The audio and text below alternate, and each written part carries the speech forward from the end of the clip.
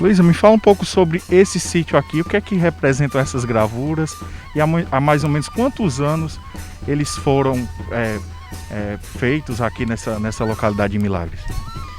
Bom, Antônio, esse sítio Capim 2, ele é importante aqui para a região do Cariri, para a gente entender um pouco sobre esse período, essa manifestação da arte rupestre aqui no Cariri, porque ele se diferencia de outros sítios que a gente vê no norte, no oeste da área da Chapada do Araripe. Então a gente tem aqui mãos em carimbo, né? E a gente tem também uma grade com linhas, né, que tendem a compreensão da arte rupestre dentro de uma tradição chamada de tradição geométrica. Então, o interessante aqui desse sítio é que a gente percebe a sobreposição de pinturas, né? A gente tem as mãos em carimbo e em seguida a gente tem essa representação dessa grade feita por cima, né? Isso no Cariri, de acordo com o banco de dados que a gente tem no Instituto de Arqueologia do Cariri, doutora Rosiane Lima Verde, né, que é ligada à Universidade Regional do Cariri e à Fundação Casa Grande, não é muito comum até o momento, até agora, a gente encontrar os sítios de arte rupestre no Cariri com sobreposições. Então, esse sítio ele tem essa característica, né? E isso nos leva a pensar em grupos, por vezes, distintos, né? Com características estilísticas, culturais distintas, que passaram ou estiveram aqui em momentos diferentes. Então, pode ter vindo um primeiro grupo que tinha a mão em carimbo como representação gráfica, né? Um marcador identitário daquele grupo, e que ficou por aqui por um tempo. Depois, a gente tem um outro grupo que chegou a esse espaço, né? A esse ambiente, e plasmou aqui também o seu marcador, né? Identitário, que foi essa grade, essas linhas que a gente percebe aqui.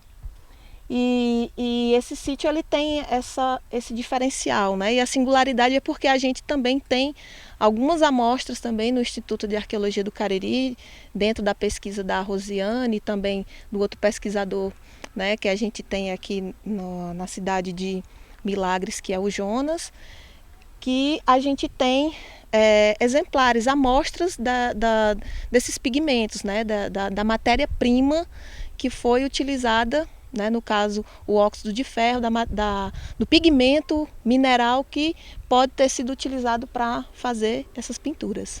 Essa preservação, esse local em si, muito reforça que é também pelo acesso, né? A dificuldade do acesso, isso acaba preservando um pouco mais essas artes aqui, não é isso?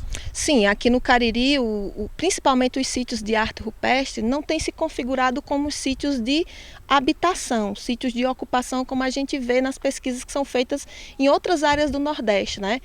Que se encontra a arte rupestre plasmada em grandes áreas, em grandes abrigos, né, de rocha, que dá para você viver, sei lá, dá para viver 10, 8 pessoas naquele espaço, né? É um pouco diferente dessa particularidade. O Cariri, os sítios de arte rupestre são pequenos sítios, são pequenos matacões, pequenos abrigos, que dificilmente dá para passar uma chuva de grande pluviometria, entende? Então são locais que foram escolhidos especificamente para a prática da arte rupestre. Não se consegue ver uma relação do ponto de vista do estudo do ambiente, da paisagem, como um local de instalação, de habitação, né? Foram locais que foram escolhidos para a prática e geralmente são locais de difícil acesso, como se a função da arte nesse sentido fosse algo segregativo, fosse algo que fosse mantido em segredo, em sigilo, né? Como se fosse uma operacionalização assim restrita, né? E não se encontram os sítios de arte rupestre coabitando com os restos da cultura material da sobrevivência, né? Como as cerâmicas, como os líticos. E esse sítio ele é também um exemplo dessas características, né? desse plano de informações que a gente tem dos sítios de arte rupestre do Cariri.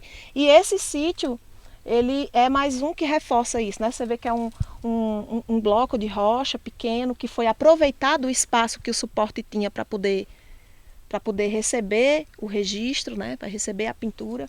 Foi aproveitado o máximo possível o suporte para poder pintar, e acredito que isso também foi um ponto marcante que fez com que houvesse a sobreposição. Você vê que você não tem muitos espaços planos para se poder pintar, exercer a atividade, né? E aí se fez por cima de outro que já existia, né?